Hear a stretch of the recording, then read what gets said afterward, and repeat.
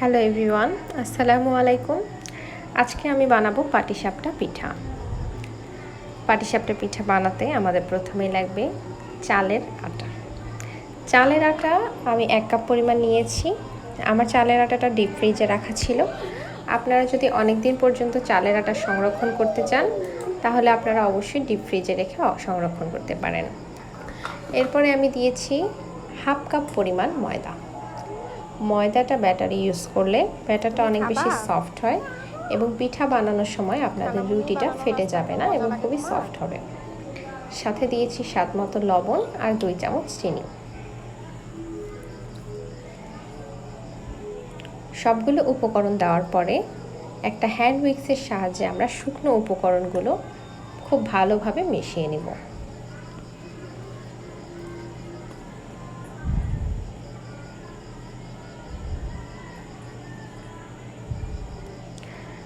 ভালোভাবে শুকনো উপকরণগুলো মেশানোর পরে এখানে আমি 1 কাপ পরিমাণ ঠান্ডা ফ্রিজের দুধ ব্যবহার করব। ফ্রিজের ঠান্ডা দুধটা ব্যবহার করার কারণ হচ্ছে আমরা যে চালের আটাটা ব্যবহার করেছি এটাতে যদি আমরা গরম পানি দিই তাহলে আটাটা সিদ্ধ হয়ে যাবে, বা যদি নর্মাল পানি দিই, নর্মাল রুম টেম্পারেচারের পানি দিই বা দুধ দিই সেক্ষেত্রে দলা পেকে যাবে। তাই ফ্রিজের ঠান্ডা পানি বা দুধ ব্যবহার করলে ফ্রিজের ঠান্ডা দুধ দেওয়ার চেষ্টা করব, তাহলে আমাদের ব্যাটারটা খুব স্মুথ হবে এবং দলা পাকিয়ে যাবে না। ভালো করে নেড়েচেড়ে মিক্স করার পরে আমি একটি চামচের সাহায্যে ব্যাটারের ঘনত্বটা আপনাদের দেখিয়ে দিচ্ছি। ঠিক এরকম পাতলা হবে ব্যাটারটা। ব্যাটারটা তৈরি করার পর আমরা এক সাইডে রেখে দেব। এরপরে আমরা পাটিসাপটা পিঠার মধ্যে পুর, যেটা খিরসা বলে, সেই খিরসাটা তৈরি করব। খিরসা তৈরির আলাদা একটা রেসিপি আমি আমার ইউটিউব চ্যানেলে দিয়ে দিব। এখানে ভিডিওটি বড় হয়ে যাবে, তাই জন্য আমি এখানে পুরো রেসিপিটি দেখাইনি। আমার খিরসাটা যখন প্রায় হয়ে এসেছে এই পর্যায়ে আমি একটু একটু করে পাউডার মিল্ক অ্যাড করব আর খিরসাটা নেড়েচেড়ে পাউডার মিল্কগুলো ভালো করে মিক্স করে নিব। পাউডার মিল্ক দেওয়ার কারণে আমার খিরসাটার স্বাদটা অনেক বেশি বেড়ে যাবে এবং খিরসাটা একটু আঠালো ধরনের হবে। খিরসাটা যতটা পারা যায় টাইট করতে হবে, পানিটা একেবারে শুকিয়ে নিতে হবে। এতে করে পিঠার ভিতরে পুরটা দিলে এটা ছড়িয়ে যাবে না বা স্প্রেড হবে না।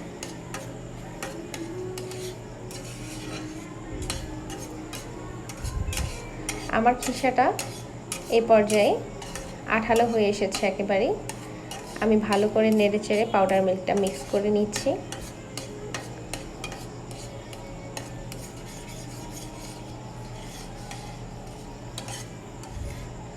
এই যে দেখুন আমার খিরসাটা কতটা টাইট হয়ে এসেছে। ঠান্ডা হওয়ার পরে এটা আরও বেশি টাইট হয়ে গিয়েছে। দুধটা জাল হয়ে লাল লাল হয়ে এসেছে এবং খিরসাটা অনেক বেশি স্মুথ এবং সফট হয়েছে। এ পর্যায়ে আমি চুলাতে ফ্রাই প্যান বসিয়ে দেব। ফ্রাই প্যানের মধ্যে সামান্য তেল ব্রাশ করা ছিল। আমি চুলার হিট দিয়ে দিলাম। ফ্রাই প্যানটা গরম করে নেওয়ার পরে আমি এখানে পাটিসাপটার ব্যাটারটা দিব 1.5 থেকে 2 চামচ মতো। ব্যাটারটা দিয়ে আমি ফ্রাই প্যানের চারিপাশে এটাকে স্প্রেড করে নেব। ছড়িয়ে নেওয়ার পরে একটা ঢাকনা দিয়ে অবশ্যই ঢাকনা দেব, এতে করে আমার ভিতরে যে কাঁচা অংশটা এটা সিদ্ধ হয়ে যাবে। পিঠার কাঁচা অংশটা সিদ্ধ হয়ে গেলে এটাতে কোনো আটা থাকবে না, কাঁচা আটা থাকবে না। সিদ্ধ হয়ে যাওয়ার পরে আমি এখানে পাটিসাপটার খিরসাটা দিয়ে দেব। আমি একটু বেশি করে ব্যবহার করছি, আপনারা চাইলে আপনাদের প্রয়োজন মতো বা মন মতো দিতে পারেন। আপনারা দেখতেই পাচ্ছেন আমার পিঠাটা খুব সুন্দরভাবে উঠে আসছে। ফ্রাই প্যানের মধ্যে কোনোভাবে লেগে যায়নি বা আটকে যায়নি। আমি ভালো করে আস্তে আস্তে এটাকে ফোল্ড করে নিব। এ পর্যায়ে চুলার হিট কিন্তু একেবারেই মিডিয়াম থেকে লো থাকবে।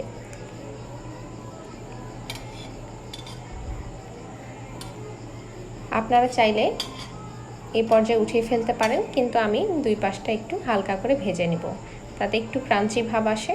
এই ক্রাঞ্চিনেসটা আমার খুব পছন্দ, আমার খুবই ভালো লাগে। আপনারা চাইলে এই পর্যায়ে নামিয়ে নিতে পারেন, কিন্তু আমি একটু ক্রাঞ্চি করেছিলাম। তো আমি একে একে আরও একটি পিঠা বানিয়ে দেখিয়ে দিচ্ছি। সুন্দর করে ফোল্ড করব এবং দুই পাশটা হালকা করে ভেজে নেব। আমি কিন্তু ফ্রাই প্যানে আর কোনো তেল ইউজ করিনি। ফার্স্টে সামান্য তেল ব্রাশ করেছিলাম এবং এক্সট্রা তেলটা আমি টিস্যু দিয়ে মুছে ফেলেছি। তারপরে আমি আর কোনো তেল ইউজ করিনি। আমার পিঠাটা দেখতেই পাচ্ছেন, দুই পাশে হালকা হালকা বাদামি রং চলে এসেছে। পিঠাটা দেখতে অনেক সুন্দর হয়েছে মাশাআল্লাহ, এবং খেতেও দারুণ হয়েছে।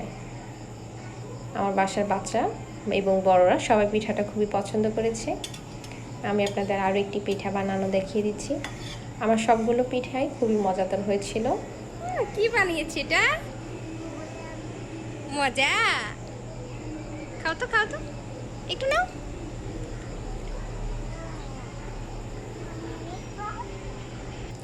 ধন্যবাদ সবাইকে। আসসালামু আলাইকুম।